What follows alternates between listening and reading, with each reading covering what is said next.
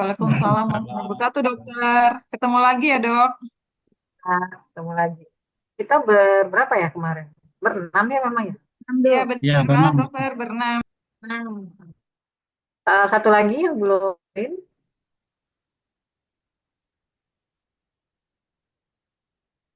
Dokter Meli. Dokter Meli. Ini suara saya jelas ya dok ya? Bahas dokter. Jelas, Nah, dokter. soalnya kadang nggak tahu nih, akhir-akhir ini kok sinyal WiFi sama HP kok ini ya hilang timbul. Mungkin kena efisiensi juga kan. Baik, sudah dibagikan ya dok, apa namanya skenario atau ini bahan yang akan didiskusikan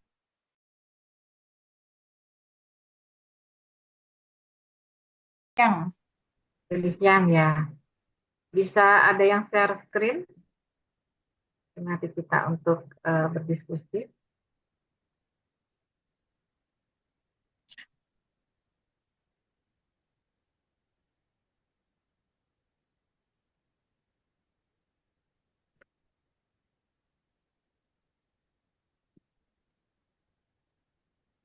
Silakan kalau ini ada yang bisa share screen.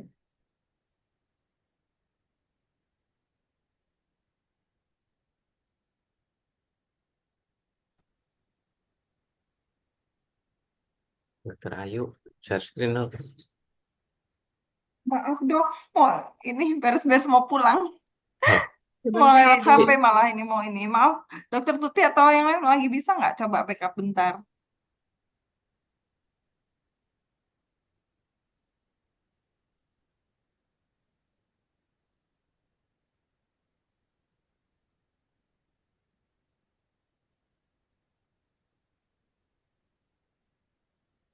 Kasusnya yang ini bukan. Khawatirnya maka saya ini khawatir ada perbedaan. Seorang pasien TB dirujuk ke rumah sakit dinas sosial ya.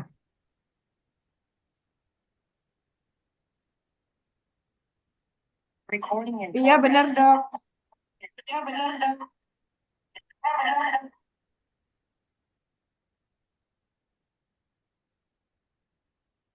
Oke,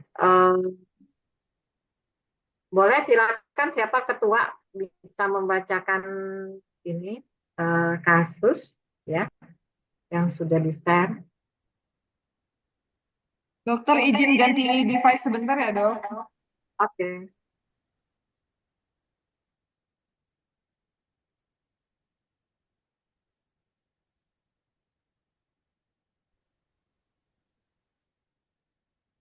Ada volunteer yang bisa membacakan kasusnya?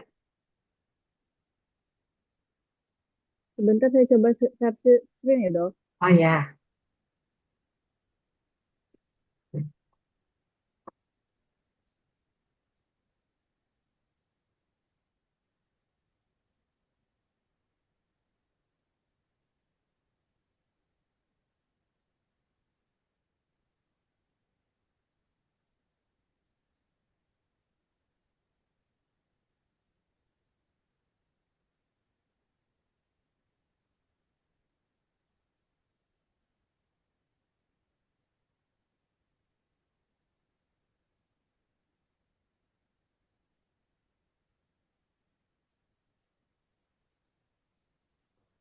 Yang ini ya.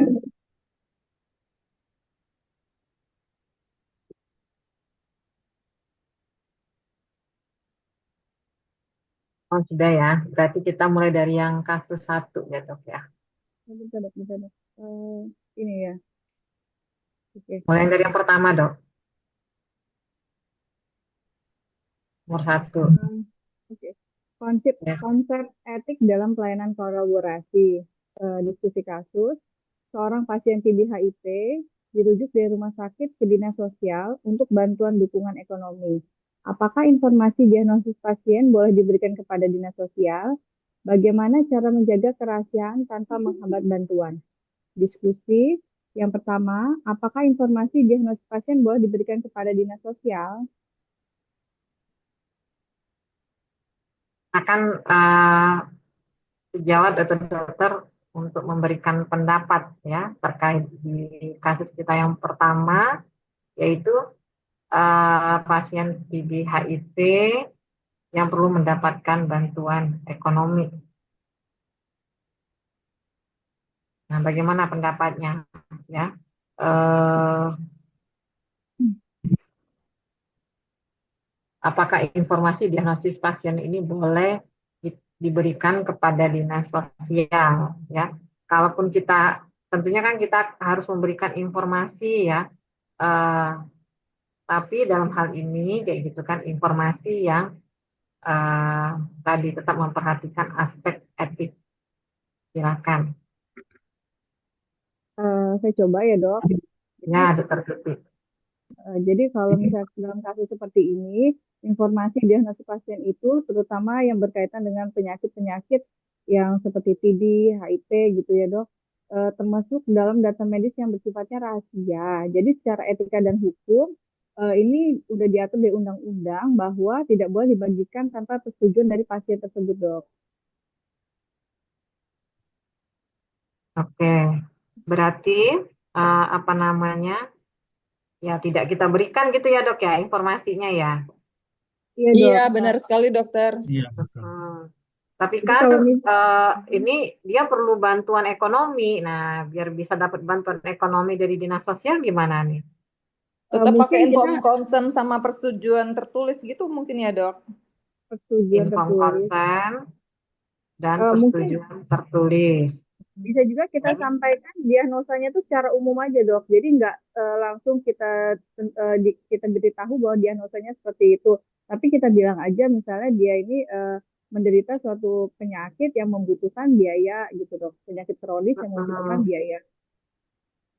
Tapi izin dokter karena saya pernah ada relasi dari dinas sosial. Jadi untuk hmm, memberikan bantuan itu memang harus jelas sih dok. Maksudnya riwayat sakitnya apa karena dinas sosial itu spesifik apakah dia pasien dengan TB, HIV atau keluarga istrinya.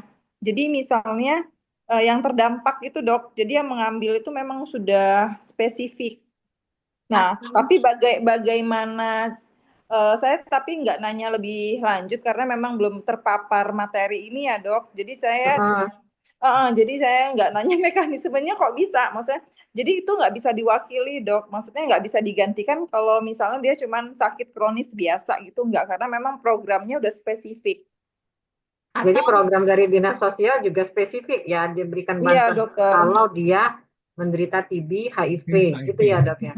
Iya, ada Iya. juga misalnya program dengan suami yang istilahnya di dalam tahanan gitu dok. Jadi memang harus data-data itu tuh lengkap. Tapi untuk yang dengan penyakit menular seperti ini, mekanisme inform consent-nya seperti apa? Waktu itu saya belum paham lebih Ya. lanjut dok. Atau kalau enggak kita inform konsen ke pasien dok untuk Oke.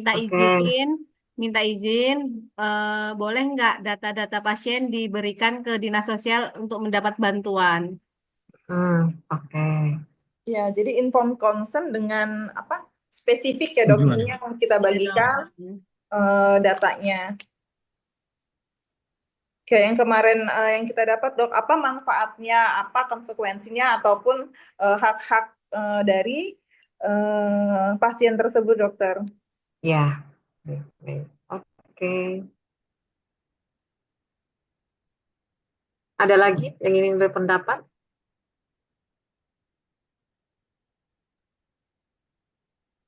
Untuk izin dok, untuk lebih amannya secara eksplisit atau tertulis. Ya, secara eksplisit tertulis ya. Tulisnya. Oke. Nah, terkait ini dok, apa namanya? Pertanyaan nomor 2. Apakah ada kebijakan etik yang mengatur transfer informasi antar sektor? Kebijakannya, apakah berbagi informasi, kayak gitu kan? Dalam hal ini kan berarti dari kesehatan dengan dinas eh, sosial, kayak gitu kan? Nah, dapat dilakukan, kemudian apakah ada regulasi ataupun etik yang mengatur hal ini, kayak gitu ya? Mungkin ada MOU ya dok, jadi atau memang SOP dan regulasi spesifik yang mengatur tentang ini dok, kebijakan etik dan transfer informasi antar sektor ini dokter. Nah, selama ini sudah ada belum ya dok ya? Kalau untuk kita ini kan dari Lampung semua nih, ya ada dari Sumatera Selatan satu, ya, Iya, dokter. Dokter Adrisa. Ya mungkin bisa bisa sharing nih antara yang di Lampung sama yang di Sumatera Selatan. Undang terkait dengan apa namanya informasi antar sektor ini diatur dalam Undang-Undang Perlindungan Data Pribadi 2003 dok, yang mengatur bagaimana Mm-mm. data pribadi harus termasuk data kesehatan pasien harus seizin dengan pasien dok, Harus seizin dengan pasien. agar Oke, tidak disalahgunakan. oke. Jadi sudah diatur ya regulasinya di Undang-Undang Perlindungan Data Pribadi ya, dok ya. Ya dok. Ah, Nah untuk kita di Lampung gimana ya? Udah berlaku ini. Kalau selama ini sih untuk di puskesmas juga dinas dinas sosialnya belum sampai segitu sih dok, karena baru tahu ini. Oke, baik. Ya. Kalau di Sumatera Selatan gimana dok? Atau dari yang Lampung, yang lain mungkin seperti yang tadi Dokter Ayu sampaikan, apa ya pernah interaksi ya gitu ya di dinas sosial. Nah mungkin yang lain bisa memberikan pendapatnya dulu ya. Kayak kalau saya di Sumatera Selatan kayaknya belum belum begitu belum ketemu kasus seperti ini dokter. Ya, maksudnya yang berhubungan bantuan ekonomi yang pada kasus-kasus pasien TB HIV kayaknya Hmm. belum. Jadi ya belum ada buat perjanjian seperti itu dokter. Belum ada ya. Mungkin Ya belum berdasarkan ada. pengalaman dokter, pernah nggak dok kasus untuk di rumah sakit kayak gitu ya? Kan ini kan misalnya kalau dia di skenario juga dia dirujuk dari rumah sakit kayak gitu ya pasien TB HIV dan perlu mendapatkan bantuan secara ekonomi. Sudah Ya sampai ke kalau sana. Ya, kalau untuk programnya kayaknya belum ada dokter untuk Oke. yang TB HIV. Tapi kalau untuk kasus-kasus TB HIV yang ada di rumah sakit, yang kontrol, ya memang sudah ada ininya sendiri dokter. Jadi Ah, alur alur datangnya, alur pemberian obatnya, termasuk mm-mm. impon konsen untuk hal-hal yang memang kerahasiaannya ini, karena ini kan sangat sensitif sekali biasanya dokter. Jadi kita pun ketika mau melakukan tes awal untuk HIV-nya saja ya untuk HIV-nya itu biasanya benar-benar harus persetujuan yang bersangkutan, nggak Ya, boleh langsung aja gitu dokter. baik, baik. Ya, jadi kalau kita eh, lihat memang dari skenario yang ada ini ya, yang mungkin juga akan kita temui gitu ya nantinya di dalam praktek kita sebagai seorang SPKKLP, apa namanya, yang paling utama itu adalah kita tetap menjaga kerahasiaan pasien, itu yang prioritas utama kita ya di dalam kolaborasi lintas sektoral ini. Nah, namun seperti tadi, jika hal ini tidak memungkinkan, misalnya ternyata memerlukan diagnosis yang spesifik, ya, misalnya tadi kan memang akan diberikan bantuan ketika dia terdiagnosis TB, HIV, kayak gitu kan, ataupun keluarga, keluarga yang terdampak, kayak gitu ya. Nah, maka kita harus mendapatkan persetujuan tadi yang sudah disampaikan oleh sejawat, inform ya persetujuan dan concern dari pasien. Sampai di formulir persetujuan itu mencakup opsi bahwa saya setuju informasi kesehatan saya itu dibagikan kepada dinas sosial. Ya, kalau memang tadi kan dinas sosialnya tidak bisa spesifik, nah maka ini menjadi hal apa ya,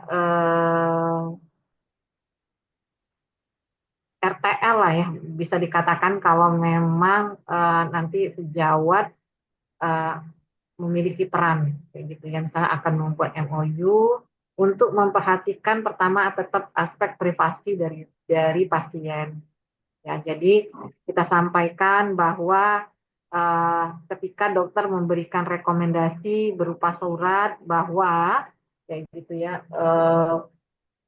pasien ini memerlukan dukungan ekonomi karena mengalami ataupun menderita penyakit kronis, maka kayak gitu kan, itu akan lebih baik karena kayak gitu kan kita melindungi privasi. Jangan sampai tadi kan ketika tahu dia akan mengalami stigma ataupun ketidakadilan, diskriminasi kayak gitu ya. Selain memang kan dilindungi oleh undang-undang. Ya, jadi kita harus mendapatkan informed consent ini. Atau misalnya si pasiennya setuju bahwa saya hanya mengizinkan informasi saya kayak gitu kan itu karena kebutuhan ekonomi kayak gitu kan, tapi misalnya dia nggak mau disebutkan kondisi medisnya ya. Nah, kalau pasiennya minta seperti ini ya boleh buat kayak gitu loh ya. Pasiennya kan seperti tadi, namun ya tetap ada bukan nego ya, maksudnya itu tetap ada diplomasi kayak gitu kan. Ketika memang eh, regulasi yang ada itu harus spesifik seperti yang tadi disebutkan oleh Dokter Ayu, maka kayak gitu kan ya, kita berikan juga bahwa dalam hal ini diperlukan agar pasien mendapatkan bantuan ataupun dukungan secara ekonomi ya. Nah, jadi tiga hal tersebut yang perlu tetap yang awal kita harus menghormati privasi, otonomi pasien. Jadi ketika memang kita hanya bisa memberikan informasi itu yang sifatnya adalah rekomendasi tanpa menyebutkan diagnosis, itu akan lebih baik. Namun ya jadi kita hindari menyebutkan misalnya TB, HIV. Namun kalau memang itu diperlukan agar misalnya tadi sudah memang aturannya, regulasinya harus disebutkan kriteria orang yang mendapatkan adalah ini, maka kita harus mendapatkan inform consent dari pasien ya, seperti yang sudah tentunya tadi kan untuk perlindungan peraturan kayak gitu kan, selain dan data pribadi juga kita sebagai seorang dokter juga diatur ya dok ya di dalam kode etik kedokteran kita ya. Dok, izin sharing dan tanya Boleh. juga. Kalian kita refleksi ya. Iya Kalau dok. bisa kasih contoh yang lain kayak gitu selain yang dari yang itu. Tadi kan diskusi tadi waktu dengan dokter ini, Ali. iya dokter Ali, itu kan ada yang menaikkan tentang MCO juga ya. Oh Sedangkan iya. kalau saya pernah jadi tim seleksi paskib di tingkat kota, itu kan dibuka semua itu dok. Ada putih kondangan yang itu. Itu bagaimana ya dok? Yang pertama itu, terus yang kedua kadang Dokter Yudi maksudnya pemeriksaan fisiknya ya, kayak kita ya, lagi kayak mau tes SMA Taruna, masuk Akpol, masuk Amrivi, maksudnya dibuka semua itu, buka pemeriksaan fisiknya apa buka datanya? buka datanya. Kirain pemeriksaan Kan fisiknya. bukan. Kan di ini nih waktu ada rapat hasil seleksi, rapat penentuan itu kan, ini misalnya ini tidak lolosnya kenapa, itu diinikan semuanya kan dari tim seleksi itu. Di situ ada unsur-unsur dari Pemda dan sebagainya gitu.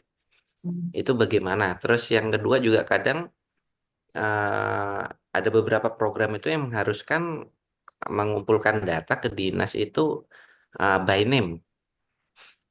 Yang kedua itu, dan yang ketiga ini tentang pemeriksaan kesehatan gratis ulang tahun yang baru aja belum lama ini diluncurkan. Itu kan hasilnya dilaporkan ke melalui aplikasi Asik itu kan dok. Bukan ke dalam rekam medis tapi lebih cenderung ke Asik itu. Ya, Asik dan Satu Sehat dok. Iya, Satu Sehat ya. Iya, itu berarti kan udah hitungannya pihak ketiga, antara kita pemeriksa dengan pasiennya itu udah pihak ketiga begitu. Iya. Bagaimana ya dok cara? Saya juga mau nanya dok.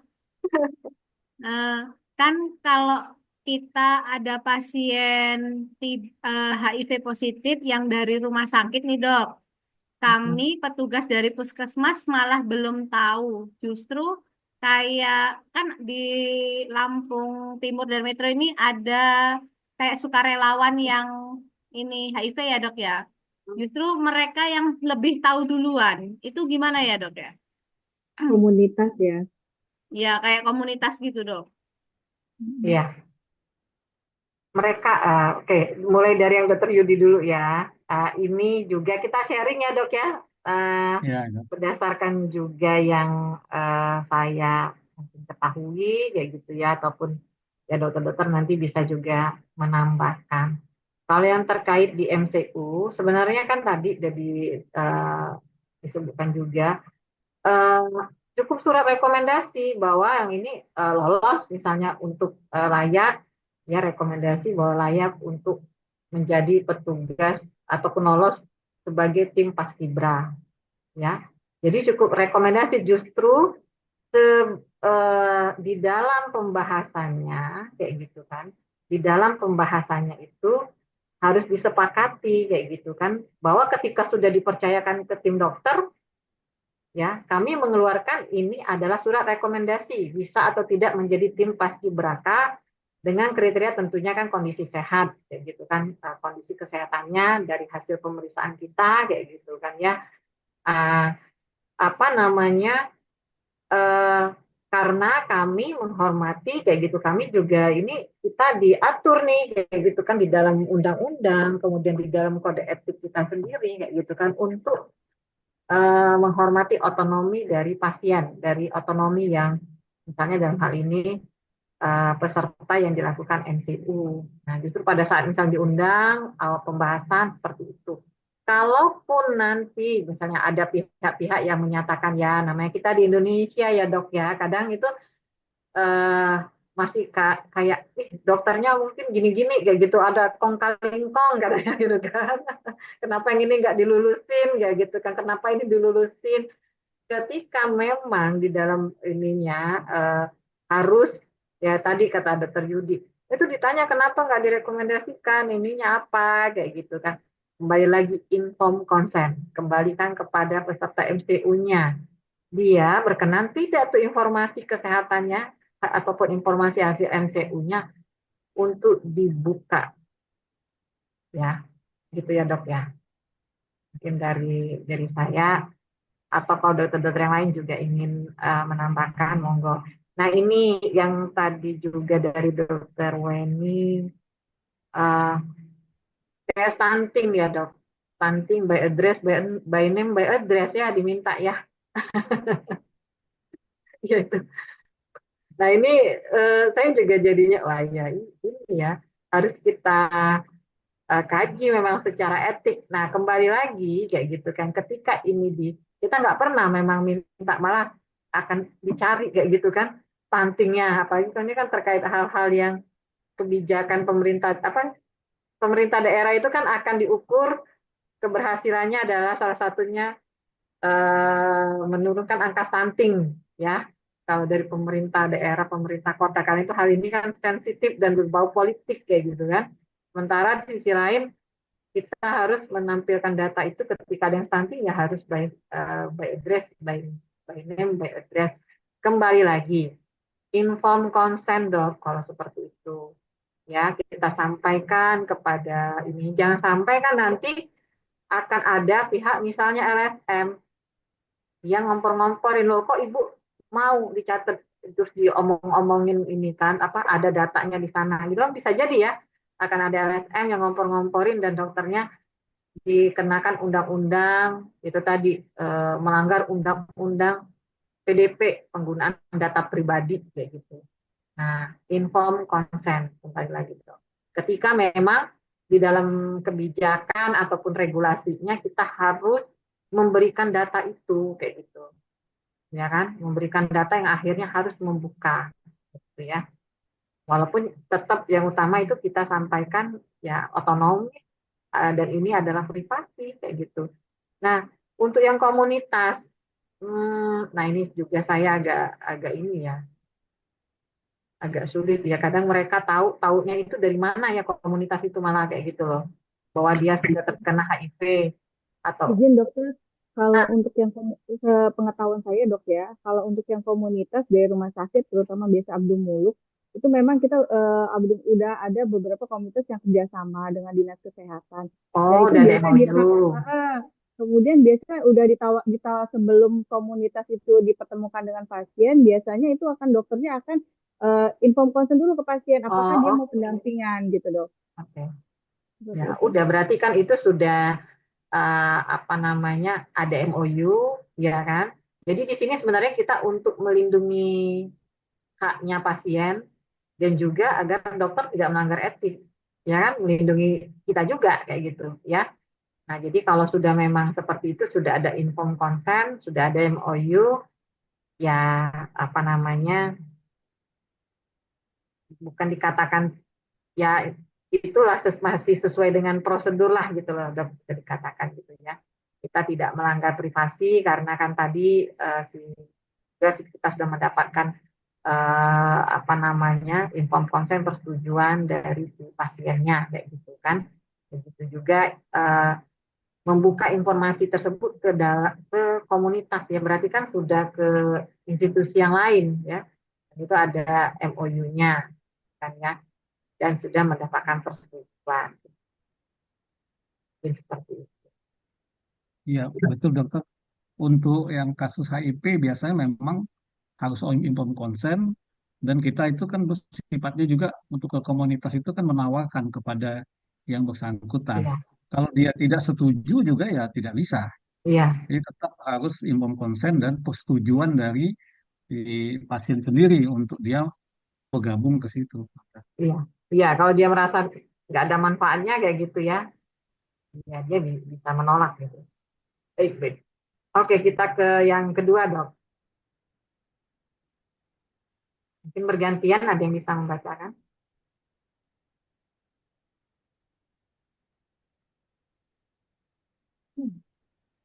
Saya bacakan dok. Sebuah perusahaan farmasi menawarkan dana hibah untuk program kesehatan keluarga, tetapi dengan syarat produk mereka menjadi prioritas dalam terapi pasien. Diskusi apakah menerima dana ini melanggar prinsip etik. B. Bagaimana cara memastikan keputusan medis tetap independen. Silakan, Dok. Terima kasih, Dokter Yudi. Silakan, Dok. Gimana, Dok? Pendapatnya ya, terhadap kasus kita yang kedua, kayak gitu kan? Kalau menurut saya dok, ini melanggar prinsip etik dok, karena di sini kan ada eh, konflik kepentingan ya dok dari si farmasi Oke, itu. konflik Konflik kepentingan. kepentingan. Ya.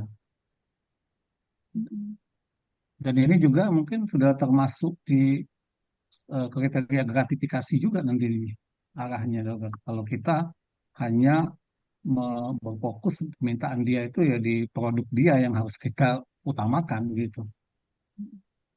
Iya, Juga, mengganggu ini juga ya, independensi kita juga ya, Dok ya? Independensi. Iya, iya dok. betul.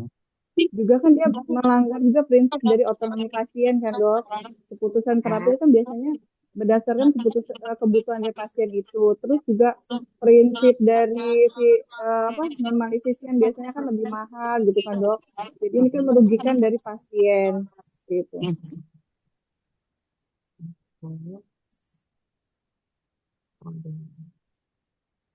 Merugikan pasien. Silakan dokter yang lain, Dok. Transparansinya juga tidak jelas dok di sini. Transparansi, oke. Nggak jelasnya gimana, Dok? Eh, karena kan di sini tadi dana hibah memang untuk keluarga kesehatan kesehatan keluarga ya dok. Tapi kan Mm-mm. di dalam produknya itu tidak dikasih tahu produk apa aja yang apa digunakan untuk terapi pasien itu tadi. Mm-mm. Mm-mm. Oke.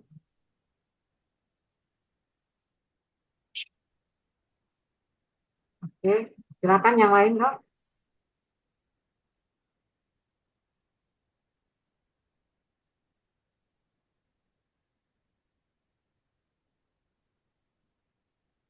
Ada pendapat yang lain?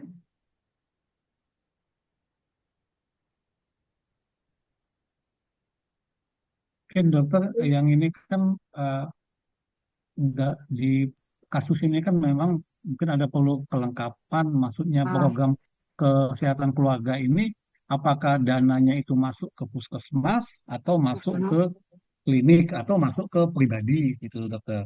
Ya oke. kemudian ya kalau kita ya berhubungan dengan etik ya tetap itu melanggar karena dalam kita melaksanakan pengobatan yang berhubungan dengan farmasi yang menjadi patokan utamanya kan ya bukan berdasarkan siapa yang memberikan dana tetapi obat apa yang terbaik untuk si pasien gitu dokter. Iya, baik.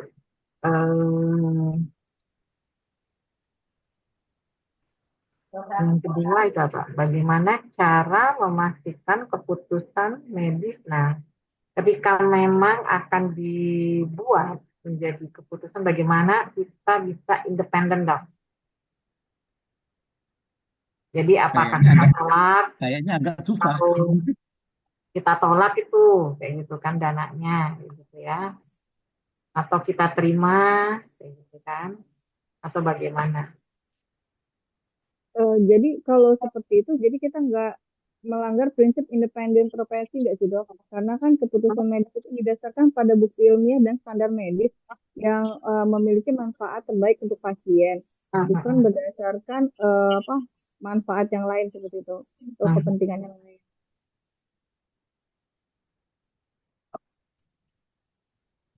Jadi cara memastikan keputusan kita gimana dok jadinya supaya tetap independen? Harus, kalaupun mau bekerja sama harus ada MOU yang jelas dokter. Jadi memang kalau Oke, misalnya dia tanpa indikasi harus tidak menggunakan obat itu, jadi dokter tetap berhak tidak meresepkan obat tersebut gitu dokter. Tapi kalau memang sesuai indikasi bisa diresepkan. Jadi tetap berdasarkan kebutuhan ataupun atas indikasi penilaian dari dokternya dok. Jadi memang harus dibuat MOU yang sejelas-jelasnya dokter. oke. Jadi MOU tanpa yang syarat gitu ya. Jadi Ya. nah, tanpa syarat ya Jadi dok. keputusan yang harus diambil ini harus berdasarkan fokus pada kesejahteraan pasien, dok. Tidak dipengaruhi kepentingan dari luar, hmm, termasuk perusahaan farmasi tadi yang memberikan hibah. tidak dipengaruhi kepentingan luar. Oke, oke. Ada Terus, transparansi juga, Dok. Transparansi, pengawasan, dan audit mungkin untuk eh, penggunaan atau mencegah adanya penyalahgunaan dana hibah itu, Dok.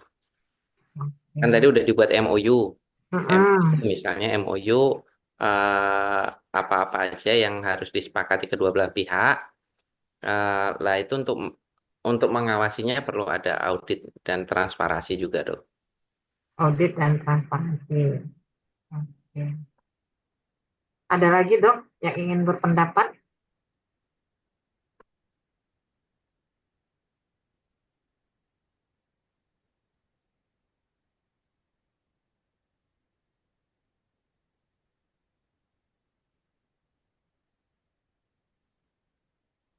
Mungkin dokter Anya bisa sharing juga ke kolegium atau kodeki ya dok. Apakah poin-poin mana yang bisa dilaksanakan atau tidak dilaksanakan dok. Jadi dokternya bisa konsultasi terlebih dahulu dokter. Ya, konsultasi ke ini ya. Kalau ID itu ada MKEK ya. Iya, Iya ada. benar dokter. Heeh. Oh, sekarang kita ke ya ke ID bisa sih, kita masih semua terhimpun di ID kan. Ya ke kolegium. Nah, nanti itu memang Ya. akan dibuat kode etik KKLP ya. Lagi dibahas memang kode etik kita sebagai seorang dokter keluarga layanan primer. Jadi eh, saya coba merangkum ya dok ya apa yang tadi sudah dokter-dokter sampaikan ya dari pendapat dokter terkait kasus ketika kita ada tawaran dana hibah dari perusahaan farmasi Jamun mereka minta menjadi prioritas gitu ya di dalam terapi pasien. Ya kembali lagi bahwa jangan sampai ini ada tadi sebutkan oleh Dokter Tuti, ada konflik kepentingan ya. Nah, sehingga khawatirnya nanti kita sebagai seorang profesional itu menjadi tidak independen dan keputusan medis kita itu juga tidak didasarkan kepada evidence base gitu ya. Karena tadi kan ada iming-iming nanti dok bisa digunakan untuk apa namanya membantu program, entah itu di klinik ataupun di puskesmas atau insentif, gitu ya, yang akan kita dapatkan. Ini yang memang harus menjadi perhatian kita dari aspek etikanya. Dan tentunya tadi apa namanya keadilan kayak gitu ya. Jadi bisa jadi kan kita nggak tahu nih produk yang ditawarkan oleh pihak farmasi ini apakah memang terbaik kayak gitu ya bagi pasien ya atau sebaliknya ketika kita misalnya pun menerima kayak gitu kan ternyata terapi ini kurang efektif kepada pasien pasien kita bahkan misal harganya pun ternyata tidak di cover kayak gitu kan ya oleh BPJS ya. Dan juga tadi tentunya adalah transparansi gitu ya bagaimana nanti ya, aspek etik ini dan akuntabilitas khawatir malah kalau itu karena kayak gitu kan dipilihkan karena dia dapat insentif ataupun dapat dana ya dok ini yang harus kita perhatikan kalaupun tadi kita mempertimbangkan lebih banyak aspek etik yang dilanggar ya ternyata ini juga tidak memiliki dokter kan sudah bisa nanti melihat apakah terapi ataupun suatu alat ataupun apalah yang ditawarkan oleh perusahaan ini secara evidence based kan nanti ya mungkin pada saat sesinya di modul berapa itu Prof Indah Suci itu dokter-dokter akan melakukan telaah sudah ya mungkin ya di kelompok ini sudah belum ya saya kok tercampur-campur dengan yang reguler dengan yang intensif sudah belum ya dok ya di modul Tentang apa dokter?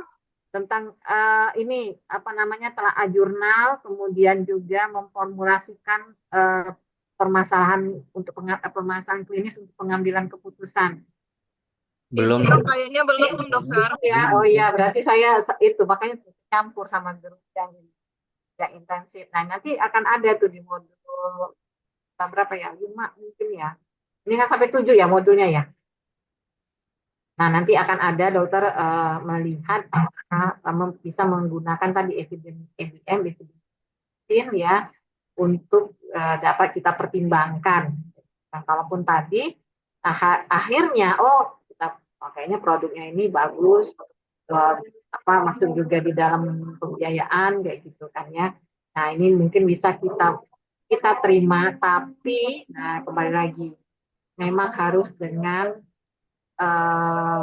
MOU ataupun syarat-syarat yang ketat ya memperhatikan aspek transparansi terutama ya dananya itu siap untuk diaudit kemudian nanti ke pasien itu apakah ada manfaatnya lagi kayak gitu ya terhadap dana yang didapatkan tersebut kayak gitu kan ya kalaupun memang ini akhirnya kita terima ternyata kayak gitu kan ya aspek manfaatnya lebih banyak misalnya kayak gitu kan ya kemudian aspek etisnya juga kita bisa minimal itu harus dengan syarat-syarat yang tepat tadi sehingga kalaupun kita harus menerima ini ya tadi tanpa melanggar prinsip etik terutama independensi kita sebagai seorang profesional dokter dan kepentingan pasien yaitu etik yang harus kita utamakan. Jadi kami tetap ketika pasien ini nggak pas misalnya kayak gitu karena dengan terapinya kita tidak akan kasih ini kayak gitu kan. Ketika tidak ada indikasi maka kita tidak akan kasih itu harus jelas. Nah mungkin dokter-dokter bisa sharing ada nggak pernah dapat terkait di kasus yang dilema etis yang nomor 2 gitu ya. Sharing dikit dok, waktu dulu di klinik itu biasanya itu reformasi tuh dok, biasanya suka mendatangi praktek kita kan ya dok, seperti itu menawarkan obat-obatan seperti itu. Dan biasanya sih kalau kalau zaman dulu namanya uang pulsa ya dok, seperti itu. Dan ada juga yang menghitung kerjasama dengan apotek, terus dia menghitung berapa obat-obat yang diresepkan sama dokternya itu. Sikapinya gimana dokter? Kalau saya pribadi dok, biasanya kalau obat itu memang sesuai dengan kebutuhan pasien dan saya rasa itu obatnya bagus, itu bisa saya pertimbangkan dok, seperti itu. Jadi intinya kalaupun kita menuliskan resepnya itu tidak dipengaruhi oleh insentif ya dok ya, tetap independensi kita sebagai seorang dokter dan juga kita mengutamakan kepentingan dari pasien ya. Ya, Kak. Kita Adrisa mau sharing dok? Kalau untuk itu dokter ya memang biasanya kan sering itu yang eh, pihak rep itu kan mendatangi untuk ya memberikan lah janji-janji lah istilahnya dari obat yang dia berikan. Ya tetap ya kalau kita memang setuju, tapi tetap patokannya utamanya adalah eh, memang obat tersebut butuh untuk pasien, bukan kita hanya mengejar ya dapat keuntungannya aja. Jadi semuanya harus memang berdasarkan ya obat tersebut memang dibutuhkan gitu. Kalau memang sesuai untuk pasiennya ya saya rasa ya nggak apa-apa kita kita pakai gitu dokter. Saya pernah dok, Ya tapi silakan dok. penawarannya disuruh pilih mau bentuk bonus atau bentuk diskon gitu. Saya pilih diskon dok, jadi saya apa namanya pasien bisa membelinya dengan harga yang lebih murah malahan dok. Begitu. Oh jadi pasien dapat harga obat gitu ya dok ya? Iya, harga obat yang lebih murah karena eh, dapat diskon dan tetap juga diberikan dengan indikasi medis tentunya. Oke, ya tetap dengan indikasi medis ya. Ya. Pengalaman, Nah pengalaman tadi dok, hal ya gimana? Silakan, silakan dok. saya pernah jadi pasien ke sebuah rumah sakit mata dok, dan Hmm. menurut saya sih ya tidak sesuai aja karena eh, setelah saya banyak sharing-sharing sama teman, setiap yang berobat di situ pasti diresepkan vitamin, yaitu biasa untuk 1 bulan dan harganya itu yang malah membuat lebih mahal dibandingkan dengan obat matanya itu sendiri. Itu pengalaman saya sih dok. Iya, Emang rata yang ngotot malah produk suplemen yang ini ya. yang suplemen ini ya dok ya. Nah Iya, ini ya. Memang. yang Betul Tapi dok. jor-joran lah kan. kejadiannya baru-baru ini nggak dokter Tuti atau udah kapan? Udah agak lama sih dok. Udah agak lama ya. Ya. Mudah-mudahan sudah lebih baik juga ya. Kalau dulu memang sering ya kita ini nanti apa namanya kita berobat terus dikasihlah suplemen-suplemen itu yang harganya memang lebih lebih mahal ya gitu ya. Kalau kesini-sini ya mudah-mudahan sudah banyak juga sejawat kita yang akhirnya memahami terhadap aspek ini gitu ya. Nah tadi ada hal yang menarik yang disampaikan oleh juga Dr. Ayu. Nah ini kan dan juga Dr. Yudi, kalaupun ini akan apa kita terima harus siap untuk ada transparansinya dan juga tadi ya di audit gitu karena ini eh,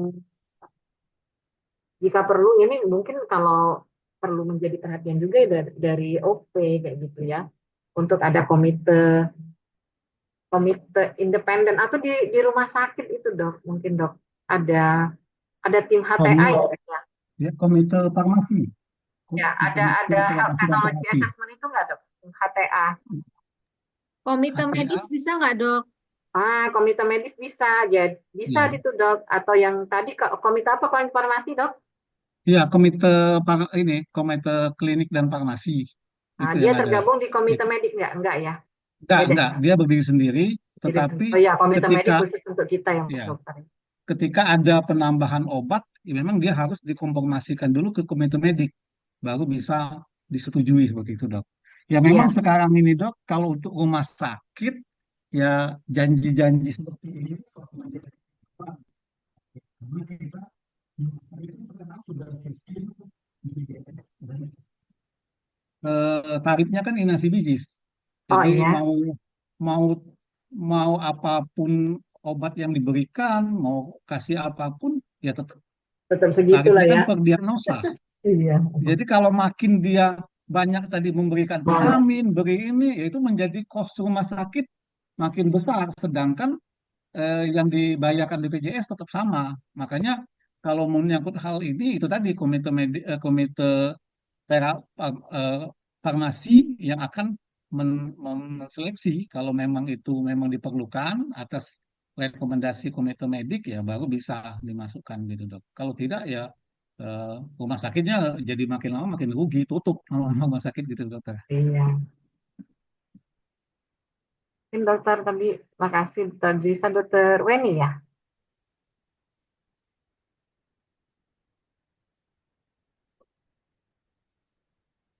Gimana, Dok? Dokter Weni apa dokter Meli tadi yang mau kasih pendapat? Lewat komite medis tadi tuh, Dok. Oh oke, kayak komite medik ya. Ya.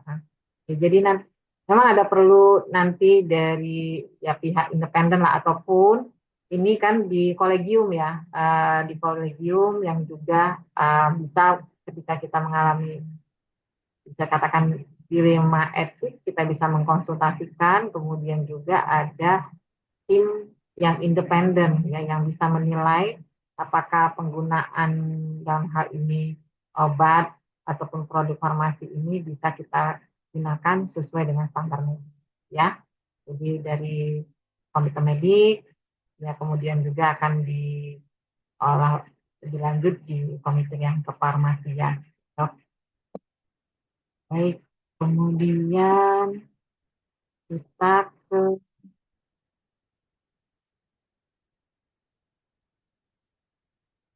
nah sebelum yang ketiga dok. Kira-kira terhadap hal ini, solusi yang akan kita berikan gimana, dok? Kemungkinan solusinya. Oh, tadi kan sudah dengan MOU, terus ada komite medik, ada komite independen, kayak gitu ya, yang akan menilai penggunaan terapi, ada transparansi, kemudian apalagi, dok, dari sisi kita sebagai tenaga medis, mungkin?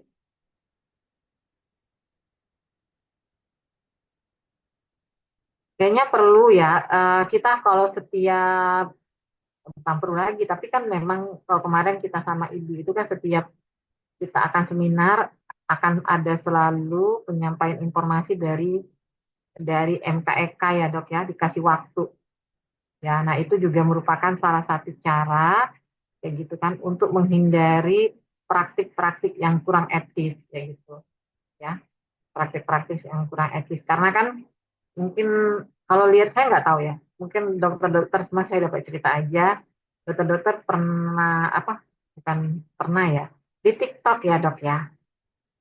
Nah, mungkin ada sejawat kita yang dia promosi obat kayak gitu. Silakan gunakan obat ini kakak, obat ini bisa ini kayak gitu kan ya. Pernah nggak lihat yang kayak gitu dok? Nah, dokter. Pernah ya di TikTok ya katanya ya banyak yang kayak gitu ya.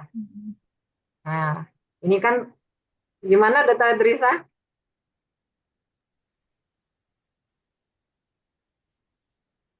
Gimana dok? Masih unmute? Nah, biasanya obat-obat kecantikan yang banyak di TikTok itu, Dok, yang dipromosikan oleh teman-teman dokter kita. Iya, itu sampai kadang apa kalau yang kecantikan itu sampai itu apa yang lagi hangat ini, yang lagi hangat. Saling ini, saling apa namanya, menjatuhkan lah Saling mereka. menjatuhkan ya kayak gitu ya Allah ini kan dokter jadinya gimana kayak gitu kan ya ngapain dia dulu kuliah kan kalau Persaingan bisnis, Dok. nah itu lah dok persaingan bisnis tapi pernah pernah juga itu kayaknya masuk deh ke dalam Ya ini kita bukan untuk menjelekkan sejawat ya dok ya, kayak gitu. Namun perlu menjadi perhatian kita. Ada kayak obat, bukan kayak ya, obat herbal kayak gitu kan, dari produk ini hanya diindikasikan bisa menurunkan kadar gula darah, jadi bisa digunakan oleh pasien DM ya. Nah jadi, dan itu dibuka, bukan dipromosikan oleh sejawat ini di, saya lupa, live IG atau di, dia buka konsultasi kayak gitu, dia buka konsultasi lah, kemudian akhirnya kasih solusi lah, ini bisa pakai obat ini nih, tidak ada efek samping, ini obat herbal kayak gitu kan. Uh, nah yang hal itu juga harus menjadi, ya jelas kayak gitu ya, kayak gitu harus menjadi concern kita. Karena itu kayak gitu kan, di sini bagaimana kita juga meningkatkan kesadaran kita sebagai seorang profesional medis ya, terkait independensi kita ya, independensi kita dalam memberikan terapi, tentunya dengan menguatkan iman, menghindari pengaruh kepentingan pasien ya. Selain kalau itu memang perlu ya gitu kan, ketika di dalam minat baru akan ada materi terkait di etika profesionalisme ini. Cuma kalau ikut SKP Kemenkes itu tergantung penyelenggara ya dok ya, ya tergantung penyelenggara ya kayaknya ya. Harusnya selalu diingatkan terkait di apa. Nah, pun kita akan membahas materi yang klinis kayak gitu kan, tetap diingatkan terkait profesionalisme ya. Sehingga saya ini lagi ya, reminder kembali bahwa ketika kita pun menerima, apakah itu insentif atau dana hibah kayak gitu ya, harus dikedepankan tadi independensi dan kepentingan pasien. Kalaupun kita akhirnya harus menerima, harus ada mekanisme transparansi ya, serta tetap kebebasan kita dalam pengambilan keputusan. Jadi terapi yang diberikan itu berdasarkan memang evidence based, indikasi, bukan kepentingan tadi gitu, ataupun kepentingan bisnis. Kemudian adanya regulasi dan pengawasan tentunya ya, tadi dari komite medis, dari farmasi kayak gitu kan, untuk mencegah penyalahgunaan dari kerjasama dengan sektor farmasi dan edukasi ya terhadap tenaga medis. Jadi agar tidak terpengaruh oleh ya hal-hal tadi insentif yang diberikan oleh pihak farmasi ya. Oke, mungkin kita yang ketiga sekarang dok, dilema etik dalam kolaborasi apa ini? Lintas sektoral. Lintas sektoral. Silakan, ada volunteer. Saya coba ya dok ya. Silakan, Dokter Weni ya. Iya. Seorang pasien dengan gangguan kesehatan mental membutuhkan bantuan dari pihak kepolisian karena perilaku agresif. Apakah dokter boleh membagikan rekam medis pasien kepada kepolisian?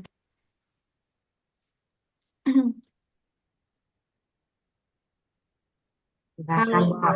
Kalau Ya. dari etiknya tetap tidak boleh dok, karena kita harus menjaga kerahasiaan pasien itu tadi, hak untuk tidak disebarluaskan. Tapi namun dok, jika misalnya pasien itu bisa membahayakan diri sendiri atau orang lain, itu biasanya memang ada bisa kita buka, tapi terbatas informasinya dok, nggak semuanya diberikan. Jika itu menyangkut keselamatan dari pasien itu atau orang lain dok. Nah, berarti kan ada satu sisi rahasia medis, satu sisi kita adalah melindungi juga orang lain ataupun masyarakat ya dalam hal ini. Ya. Gimana dok? Ini kan jadi dilema nih. Jadi batasan informasinya akan seperti apa ya, ataupun ya tadi bagaimana kita mengimbangkan atau mempertimbangkan dari dua prinsip ini. Kalau pasien ODGJ bukannya dia tidak apa namanya istilahnya tidak mampu ya dok kondisinya ya. Tidak mampu, Artinya tidak bisa memberikan keputusan. tidak bisa memberikan keputusan. Tapi kita bisa dengan inform consent ya dok. Ya, Ah, begitu. Jadi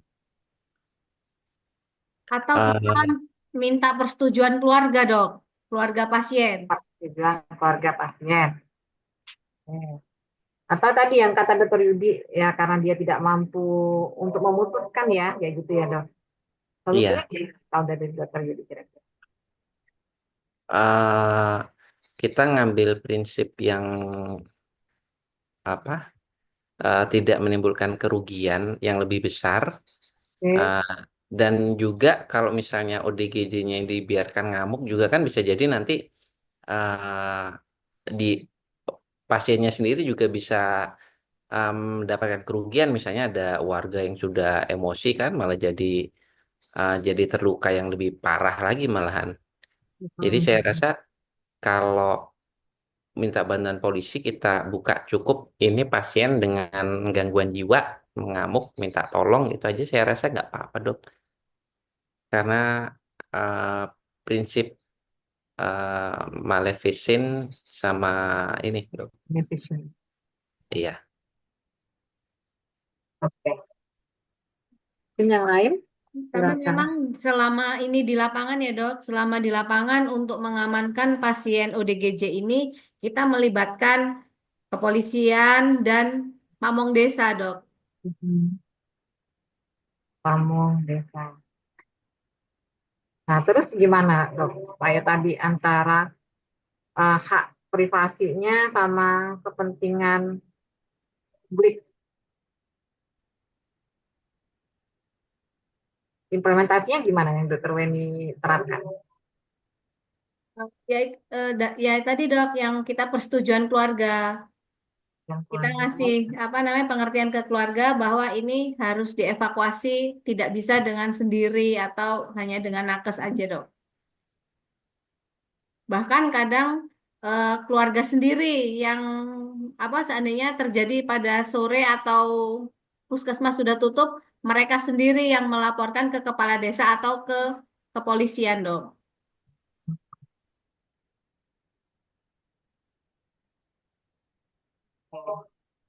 Ada lagi, dok?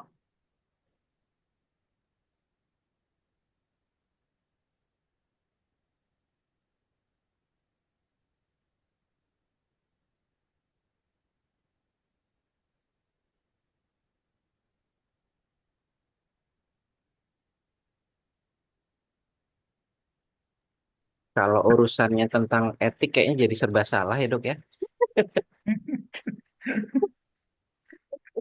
Jadi serba salah ya. Itu tadi. Iya. Memang sengaja dibuat, makanya sering ada apa, dilema etik ya dok. Bagaikan Dilema. apa buah si malakama ya, Dok ya. Iya.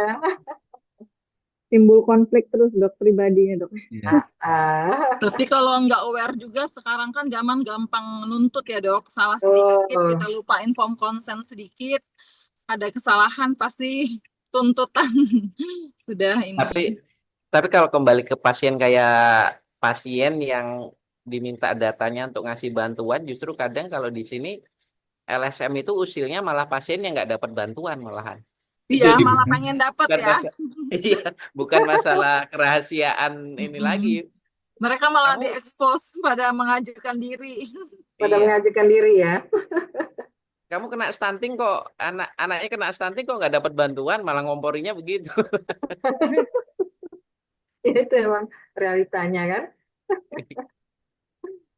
Ya, namun tadi memang harus menjadi concern, harus menjadi perhatian kita juga ya dok ya, agar kita, karena ini kan kembali lagi dok, ada deklarasinya, ada dilindungi secara dunia, deklarasi Helsinki, kayak gitu, ya, belum lagi undang-undang, kayak gitu kan. Jadi memang itu yang harus kita perhatikan, kayak gitu ya. Makanya ketika aplikasi di lapangan kita akan mengalami dilema-dilema. Nah, terkait yang hal tadi, nah, ini kita kan memang akan dihadapkan dalam kondisi eh, tadi hak pasien terhadap privasi ataupun kepentingan publik. Nah, maka dalam hal ini kan seperti yang tadi juga sudah dokter sampaikan, bahwa jika kondisi pasien ini memang membahayakan orang lain, keselamatan masyarakat, ataupun hak-hak masyarakat secara umum, ya hak kolektifnya untuk bisa merasa tenang, ya tidak terancam, ya tentunya juga harus dilindungi, kayak gitu, ya kan?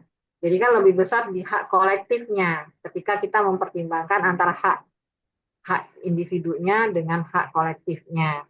Sehingga kayak gitu ya, untuk hal yang seperti ini kan kita juga dokter tadi kita minta inform konsen, kita memberikan ya informasi bahwa seperti tadi pasiennya ini mengalami gangguan jiwa sehingga dia harus diperlukan bantuan dari kepolisian kayak gitu ya. Jadi dalam kondisi darurat di mana pasien tidak kompeten kayak gitu kan untuk memberikan inform konsen, maka kita meminta inform asem ya. Jadi persetujuan dari pihak lain, dalam hal ini adalah keluarga ya tentunya ya. Keluarganya gitu kan, keluarga atau misalnya wali kayak gitu ya. Nah karena kalau dia mengganggu keselamatan masyarakat secara umum, kita dari sisi ini adalah etik, maka kalau masyarakat umum ya kan bisa intervensi hukum malah ya kayak gitu ya kan, walaupun memang tidak bisa dikenakan hukuman untuk pasien yang mengalami gangguan jiwa gitu kan.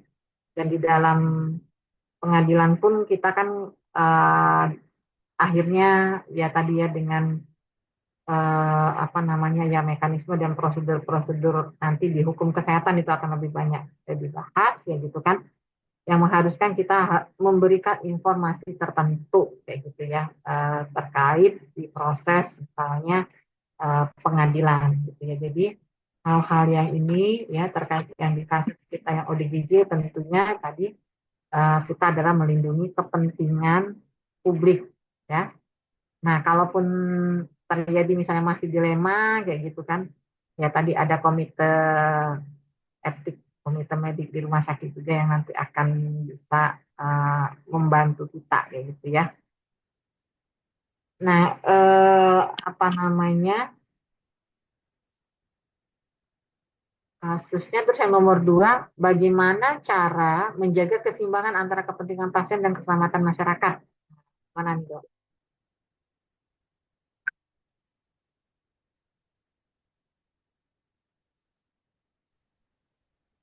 Ya, kalau pendapat dokter, Kan Dokter Adrisa.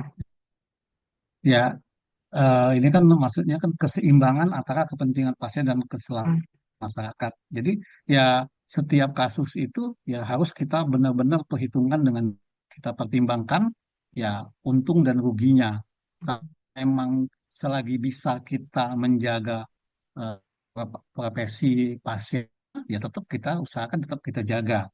Tetapi kalaupun itu hal dibuka, ya kita ya karena itu menyangkut keselamatan masyarakat secara umum, ya diusahakan seminimal mungkin informasi yang privasi pasien itu ya sampai terbuka gitu. Menurut pendapat saya begitu, dokter. Iya, iya. Silakan yang lain. Ya dokter, izin dokter menyampaikan pendapat. Yaitu Silakan. tadi maksudnya dokter Adrisa itu lebih ke komunikasi efektif paling ya dok. Ya. Jadi antara pasien kita sama masyarakat. Jadi agar tidak ada pasien merasa terlalu dipublikasi tentang penyakitnya gitu. Dan masyarakat juga tidak terlalu was-was mungkin ya dok, apalagi ini masalah dengan ODGJ kan dok ya. Tapi kalau ODGJ di mana-mana juga tempat saya tuh biasanya udah pada tahu sih dok. Mungkin udah udah pada tahu, udah pada dicirenin, apalagi di sini di Lampung Timur kasus pasung masih ada dok, termasuk di wilayah Masih saya besar dok, masih banyak.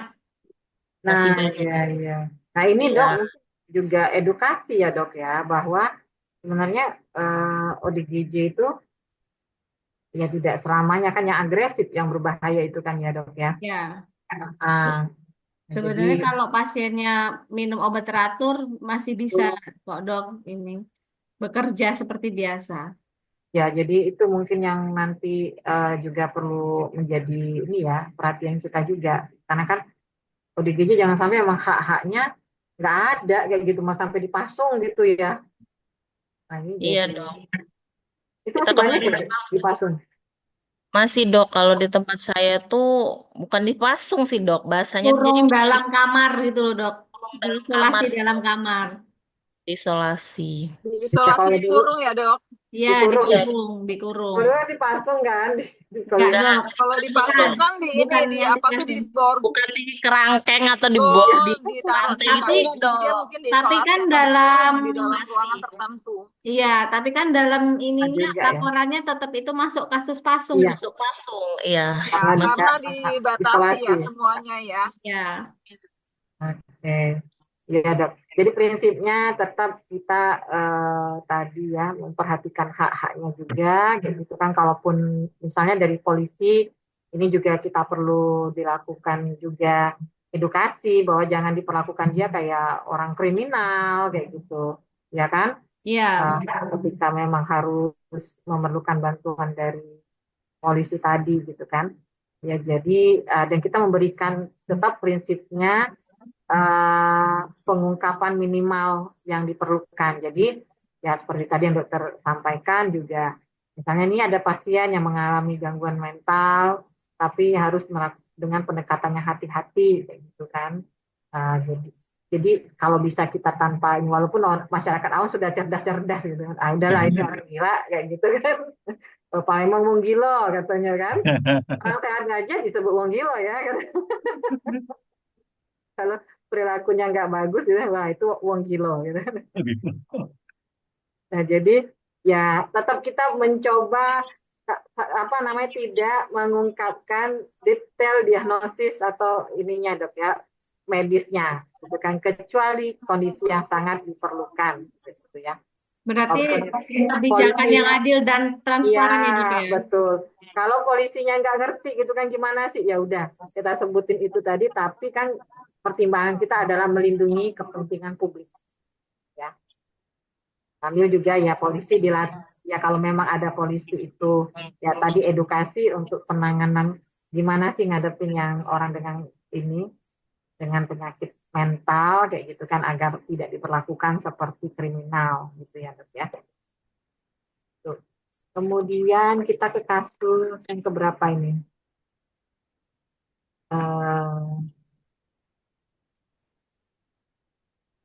Konflik kepentingan ya. Nah ini yang B, kasus 2, silakan. Bapak ingin membacakan. Izin dok, saya bacakan dok. Silakan. Dokter izin okem di tempat saya hujan Oh petir iya jadi iya sinyalnya terganggu. iya. Saya juga nanti diomongin ya kalau suara saya ini ya Ya, apa nggak jelas. Ya dok, kasus 2, sebuah puskesmas bekerja sama dengan perusahaan air minum dalam kampanye edukasi kesehatan. Namun, ternyata perusahaan tersebut memiliki riwayat pencemaran air. Diskusi, apakah puskesmas sebaiknya tetap bekerja sama atau menolak? Oke, silakan. Menolak, Dokter. Menolak lah dok, pasti. Iya, pasti. Tolak lah. Lebih banyak malfunction-nya. Dan Menolak masih ya. berpotensi mencemari apa sumber air masyarakat tersebut kan, Dok? Tapi kan dia riwayat dok. Oh bisa ini dok, bisa bekerja sama, tapi kita kasih bimbingan. Nggak apa-apa nih, silakan. Ada bukti otentik gitu ya, Dok? Iya, ini Iya, ada riwayat nih, ada riwayat pencemaran riwayat. air. Kita Misalnya lakukan apa? edukasi, Dok. Edukasi Dok. bahwa itu riwayat dulu dan sekarang sudah apa namanya? Sudah berbeda. Sudah berbeda gitu. Iya. Jadi tetap. Berarti bisa dilakukan kerjasama dengan banyak catatan, Dok. Oke, betul. Evaluasi lagi berarti ya dok ya. Ya. Ya. Evaluasi lagi sebaiknya kerjasamanya itu. Dan Tapi kalau saya Jadi pribadi sih, diterima atau saya ditolak nih? Ya kalau Makanya kalau riwayat, saya jangan tetap menolak fake dok. saya terima apa enggak. Kalau saya tetap menolak dok, karena biasanya itu masyarakat tuh kalau sudah ada eh, jelek gitu Stigma ya. negatif ya. Stigma Sudah negatif negatif ya, Dok. biasanya itu jadi kepercayaannya sudah menurun sekali dan itu bisa berimbas kepada kita sendiri gitu. Dan selain itu juga ini bisa dimanfaatkan sama si perusahaan airnya ini jadi kayak greenwashing gitu kan dok. Jadi dia seolah-olah dengan kerjasama ini, oh iya nih air saya udah pasti bagus karena saya aja sudah kerjasama sama orang kesehatan seperti itu dok. Jadi Oh, kampanyenya Kreatif dia apa tuh dok? tumbalin Puskes ya, Dok.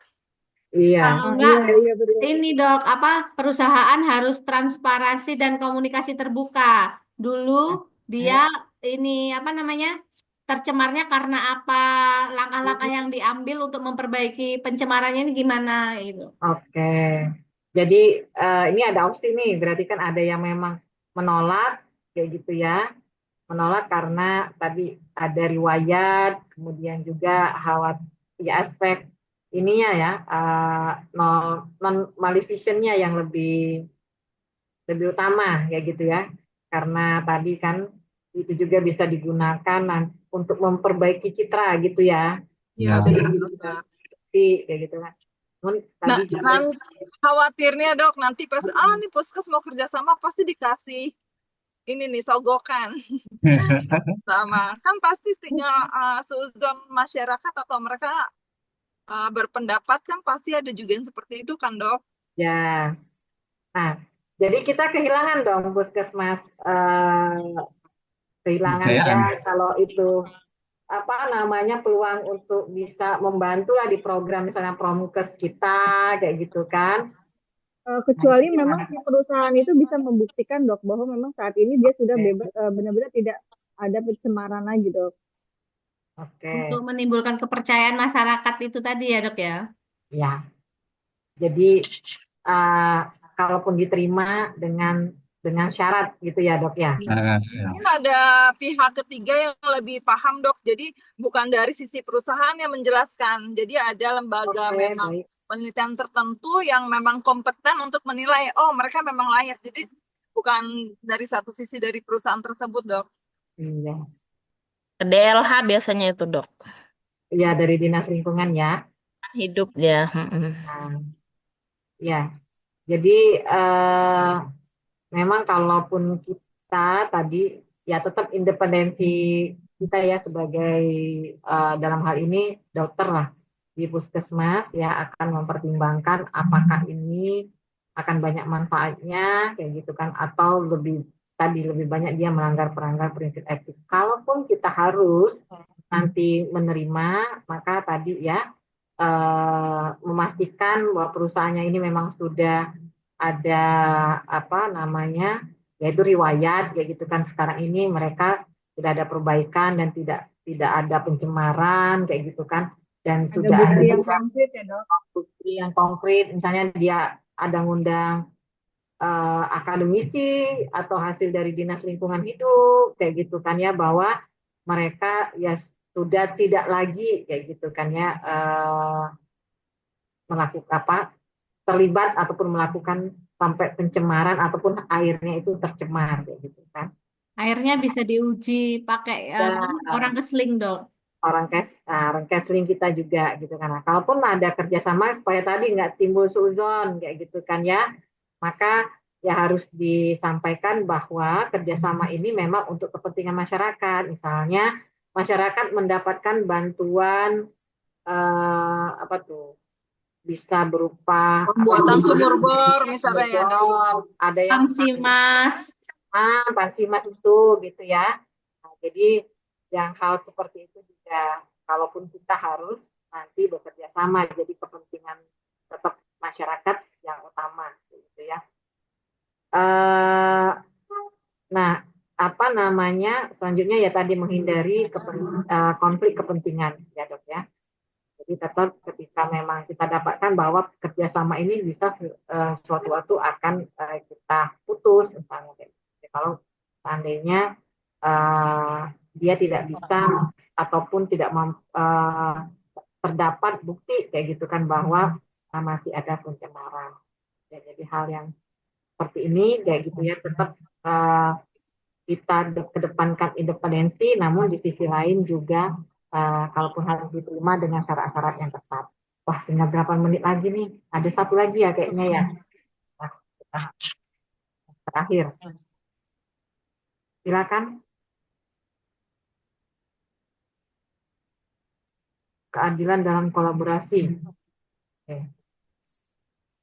Silakan. Keadilan dalam kolaborasi kasus di suatu daerah terpencil, tenaga medis dari sektor swasta memiliki fasilitas lebih baik dibandingkan puskesmas setempat. Akibatnya, pasien dengan kemampuan finansial rendah kesulitan mendapat layanan yang berkualitas. Bagaimana cara mengatasi kesenjangan akses?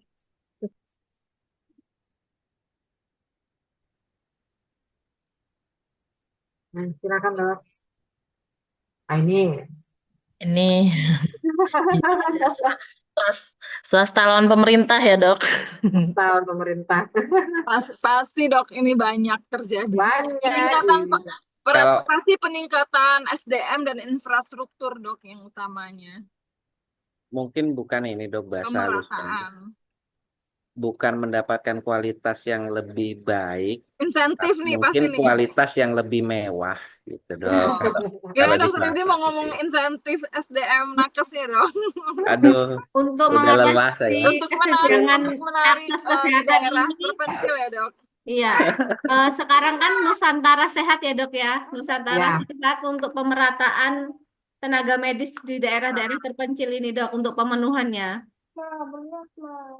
Terus juga sekarang ini dok, kita di puskesmas sekarang kan ini ya dok udah lumayan ya. Rata-rata puskesmas sudah punya USG, pemenuhan barang sarana prasarana di aspek sekarang juga udah. Sama infrastrukturnya udah lebih bagus ya dok. Iya, kalau Lampung Timur, insya Allah nggak kalah sih sama swasta dok. Kita minimal udah punya USG semua udahan. EKG juga sudah ada dok. EKG juga Ada sudah EKG ada. ya. Udah ada. Lab Terus itu rata-rata puskesmas udah. sekarang kan berinovasi kayak ILP ini ke posyandu-posyandu datang-datang ke masyarakat, jadi lebih memudahkan masyarakat yang tidak memiliki kendaraan atau lansia yang tidak bisa mengantar dok. Oh gitu. Yang ininya siapa dok? Yang melaksanakan di posyandunya? Ada Bidan. kader, terus ada Ada. tenaga kesehatan bidan desa sama Promkes, terus PTM, sama ini apa namanya Kesling juga ikut dok.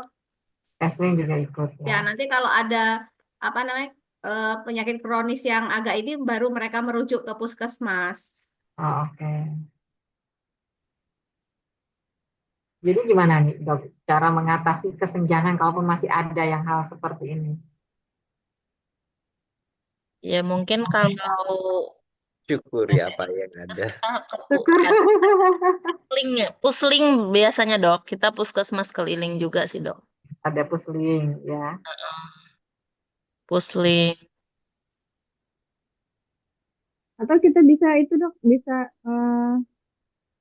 CSR sama klinik swastanya gitu dok. Oh iya. Kolaborasi ya dok. Kolaborasi ya. Kolaborasi.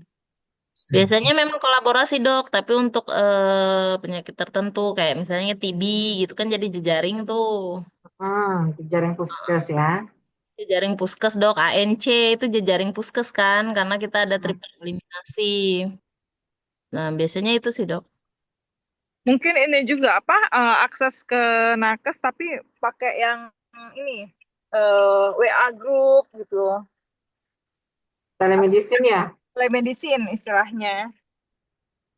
Sudah mulai belum kalau di kabupaten, dok? Hanya kami jari kece dok. Nah, ya itu kan jadi mempermudah pasiennya. Iya jari kece. Oh, keren itu. Ya kalau seandainya kerjasama untuk merujuk pasien, dikonfirmasi ke jari kece itu dok pemberitahuannya. Ini kan untuk daerah terpencil, akses untuk internet sudah oke semua ya dok? Iya. Sekarang Belum dok, walaupun hilang timbul adalah dok. Ada ya. Masih hilang timbul dok. Soalnya rumah saya di ini aja perbatasan Bandar Lampung sama ini di Haji Menak, tapi saya masih Bandar Lampungnya, sinyalnya hilang timbul ini.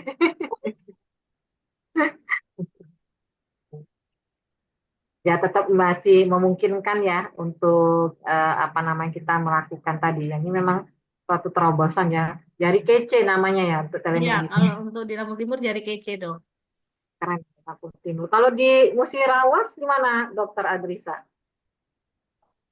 Kalau di kami belum ada tuh yang Belum untuk ya. yang apa namanya, yang pakai sistem informasi melalui internet itu. Ya, kalau di rumah sakit yang ngikutin Tetap ini, rujukan iya, Sisrut ya dok. sisrut, sisrut tetap yang Terus ya. menjadi ini.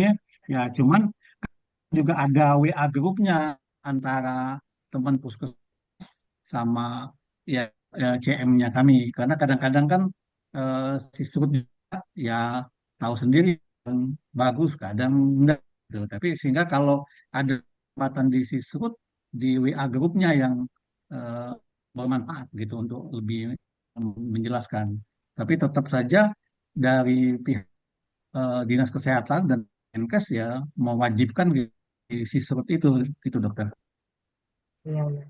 Ya, jadi untuk hal yang seperti ini memang eh, ya harus ada, ya solusinya pun kayak gitu ya. Kalau klinik swasta ataupun rumah sakit atau kliniknya ya ada ini ya apa namanya ada layanan lah untuk pasien ekonomi rendah kayak gitu kan. Jadi dia memberikan misalnya apakah konsultasi gratis kayak gitu ya ataukah tarif yang disubsidi untuk yang pasien yang tidak mampu misalnya kalau untuk di dalam kasus ini. Ataupun tadi seperti yang dokter juga sampaikan kayak gitu kan ada kemitraan kayak gitu kan antara yang sektor swasta ini dengan puskesmas dalam hal ini kayak gitu ya untuk uh, mengecilkan gap kayak gitu kan antara layanan yang swasta dengan juga di puskesmasnya. Nah, ini bisa sebelum nanti ditutup ya saya simpulkan dari diskusi kita di kasus 3 ini bahwa tentunya kesenjangan yang kita lihat ini harus diatasi kayak gitu kan. Namun kembali lagi kita harus menjamin keadilan yang bahwa akses kesehatan itu adalah untuk semua orang, terutama untuk di daerah terpencil, kemudian juga untuk masyarakat yang ekonominya rendah. Nah, seperti yang dokter sudah sampaikan tadi bahwa ya saat ini puskesmas pun sudah diperkuat dari sisi SDM, ya. Dan salah satunya adalah dengan adanya KKLP di satu puskesmas, ya gitu ya. Kemudian juga dari sisi peralatan, ya. Kemudian ya dari sistem KSK harus juga memperhatikan sudah di cover ya untuk orang yang tidak mampu. Kemudian tadi ada kolaborasi ya, pihak swasta dan juga dari pemerintah yang menguntungkan, apakah itu berupa layanan untuk masyarakat yang tidak mampu kayak gitu ya kan. Kemudian juga tadi ada insentif. Nah, ini sebentar lagi. Supaya tenaga medisnya mau di daerah yang terpencil ya, Dok. Ya. Oke. Nah, ini sebagai refleksi, nanti silakan dokter-dokter merefleksikan ini, kayak gitu kan, bagaimana prinsip keadilan ya ini sudah bisa diterapkan di dalam sistem kesehatan kita, di puskesmas kita, gitu ya. Dan bagaimana kebijakan kesehatan saat ini, apakah sudah benar-benar mencerminkan prinsip keadilan, ya. Mungkin itu saja, Dok, dari saya. Terima kasih. Assalamualaikum warahmatullahi wabarakatuh. Waalaikumsalam dokter. Terima kasih dokter. Terima kasih dokter. Sama. Oke, 1, 2, 3.